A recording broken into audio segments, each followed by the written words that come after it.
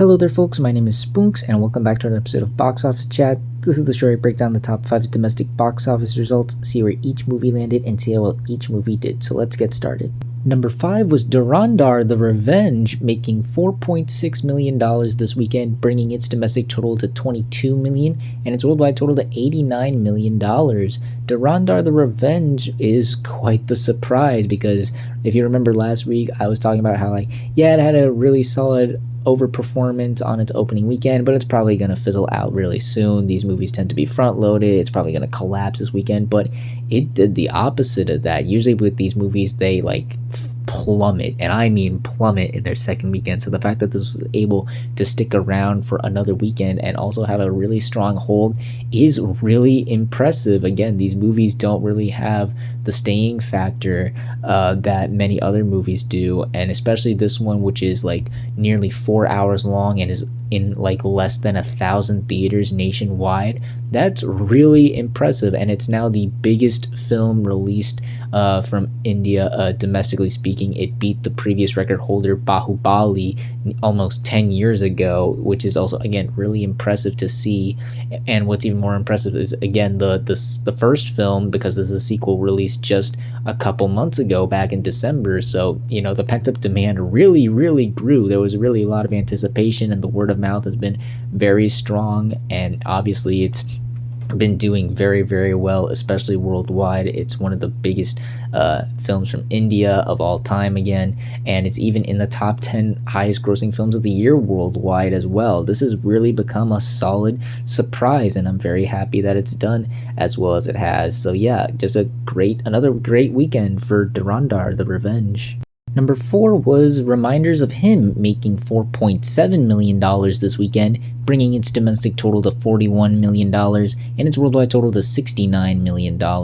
Reminders of Him still doing about what you would expect for a rom-com right now, though I had some higher expectations, especially given the surprise performance from Regretting You. I thought this movie would have much stronger legs, much stronger word of mouth, especially considering that the response to this movie was a lot better than that film. But it seems to be performing about the same with that movie. It seems that the interest is about the same and response is about the same with that movie, so it's probably just going to be slightly better than that film. It's certainly not going to be the phenomenon that It Ends With Us was. So yeah, it's just not really grabbing as much as I thought it was going to initially. It's not having the staying power that Regretting You had, unfortunately, but it's still a pretty solid hit, all things considered. Again, this was only $25 million. It's already doubled its budget. It's about to crack 70 million worldwide. It should get to 80 million, maybe even 90 million, given how it stacks up against the competition in the coming weeks. But still a pretty solid total, even if I found these numbers to be a bit underwhelming considering, again, just the performances of the other movies. Still a pretty solid performance nonetheless. Number 3 was They Will Kill You, opening with $4.9 million this weekend domestically and $8 million worldwide. So as you can see, all three of these movies were pretty much bunched up together. It was a really tight race overall, and of course They Will Kill You came out on top. I don't really consider this a big victory, but hey, you gotta take whatever victories you can at this point with this movie, because yeah, this movie did not deliver the goods this weekend. I get what they were going for by releasing it now, the calm before the storm. Maybe it would bring some curious moviegoers. It has some star power, and it looked bonkers and wild, but unfortunately they just were not able to grab as many people as they were hoping for, or I don't even know if they were really hoping for that much or even expecting that much, because the marketing wasn't that great. Barely saw any promo, and the buzz was even lower. So what does that tell you here? I just don't think they really were all that confident to begin with. I think they were just obliged to release this movie in theaters and just make the most they could, even with a not very expensive film. This is only $20 million, but that seems a bit out of reach, even for this movie, considering again the interest with this is just so low, and I don't think it's going to have very strong legs afterwards. The response has been very mixed. I won't say divided, but mixed. Critics were mixed. Last I checked on Rotten Tomatoes, it was at 65%. Audiences are on the same page. You got a B- on CinemaScore. The only other movies you could really compare this to are Primate and Scream 7, and look how those movies legged out. So yeah, not expecting much else for this movie. Not a great start for They Will Kill You. Hopefully it finds a second life on streaming. Maybe it'll garner the cult following that Ready or Not 2 did down the road. But as for like its opening, it left a lot, and I mean a lot, to be desired. Number 2 was once again Hoppers, making $12 million this weekend, bringing its domestic total to $138 million and a worldwide total of $297 million.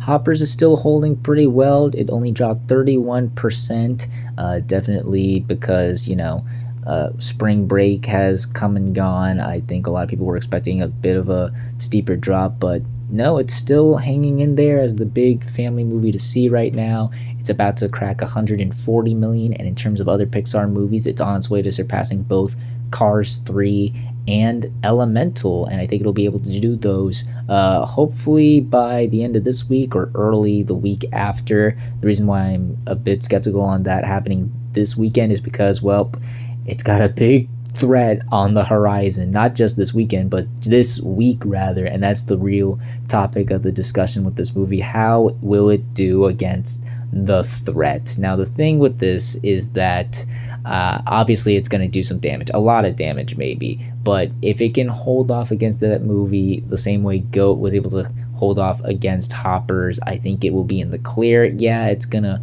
stumble a bit, but it'll pick itself back up after that and keep legging out.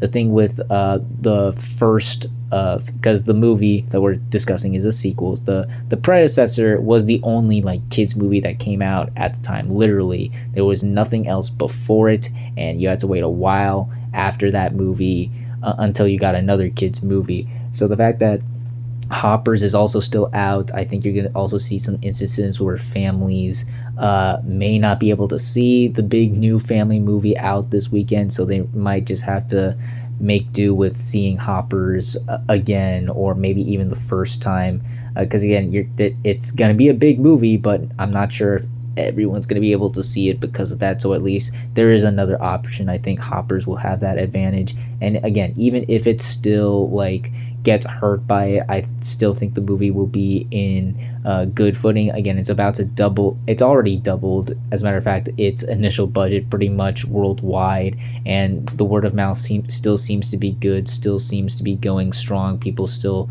talking about it and really enjoying it, and I still think that Pixar has been really satisfied with how the movie has done thus far. And again, the fact that it's made this much alone in its first couple weeks is really impressive, to say the least. So I still think there's some juice left in the tank. Obviously it's gonna lose some steam this coming weekend, but I think the movie has been so successful, and I still think that there's still going to be people out there going to check it out. But that's just me. I can see why some people might be more pessimistic, but I'm going to be cautiously optimistic on where this movie ends up. But still a pretty solid weekend for Hoppers, still doing pretty well. And finally, let's end the video off with the number one movie of the weekend, which was once again Project Hail Mary, making $54 million this weekend, adding to a domestic total of $164 million and a worldwide total of $300 million. My goodness, the legs on this have just been stellar, pun not intended. But yeah, this movie has really, really caught on. You saw it in like the daily numbers pulling in such strong numbers. Despite spring break pretty much being over for a lot of people across the country, it was still pulling in really incredible numbers, especially over the daily numbers. Not many people go into the movies during the week, but it was still crushing it, only for the movie to crush it even harder when it only fell 33% in its second weekend. That is insane. That is something you expect from like an animated kids movie, like Goat or Hoppers. But again, this is a 2.5 hour sci-fi movie about a guy and a rock creature trying to save the sun.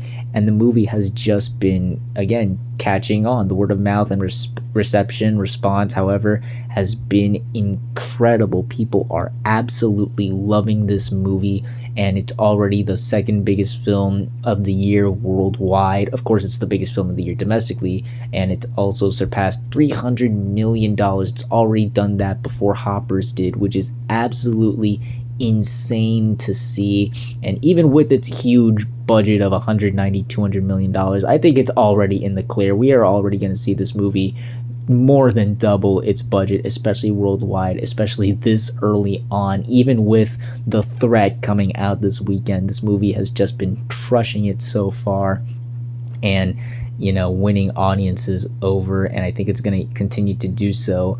Even with The Threat taking a lot of the PLFs and a lot of the screens, the hunger is there for this movie. People are really interested and excited to go check this out for the first time, or maybe even see it again and again and again. We have our first true big breakout film, and I'm happy that it was this movie. Yeah, just an incredible performance, especially for its second weekend for Project Hail Mary. And we're only going up. We're only gonna go up. Again, this is just the film's second weekend, and it's already done this well. Just absolutely impressive. And those were your top 5 domestic box office results for this weekend, but we're not quite done yet, as we've got another week ahead of us and new movies hitting theaters. And this weekend's big new wide release is the Super Mario Galaxy movie. I think it's pretty self-explanatory what this is about. It's this follow-up to the Super Mario Brothers movie, and is basically adapting the story premise of Super Mario Galaxy, one of the most beloved and acclaimed games of all time. The first Mario Brothers movie was a massive hit, a phenomenon. It truly took the world by storm. So I think the second one is going to be bigger. Yes, it may not be incredibly big. We're not going to see a $2 billion movie here, but we are definitely going to see an improvement over that first movie for sure. The marketing has been excellent. They've been doing an excellent job promoting and hyping this movie, and the buzz is through the roof. Again, it's adapting Super Mario Galaxy, one of the most beloved video games of all time, and it looks like it's gonna do that game justice. It's taking a lot of elements from the game, and certainly a lot of the characters from the game, and adapting it well into a feature film. The hype is there, excitement for just the various characters and story beats that might unfold with this movie, and the goodwill from the first film is definitely being carried over here. Yeah, just everything seems to be working for this movie. Everybody seems to be excited about it. I think this is gonna absolutely crush it this weekend, but we'll see how well this movie truly does, as well as the rest of the movies that land in the top 5 on the next Box Office Chat. And that's going to do it for this week's episode of Box Office Chat. What did you all think of the results? Were you satisfied, unsatisfied? Comment down below and let me know. If you like this video, hit the like button. If you like this channel, hit the subscribe button. Follow me on all those social media links right there. And until next time, everyone, stay sharp.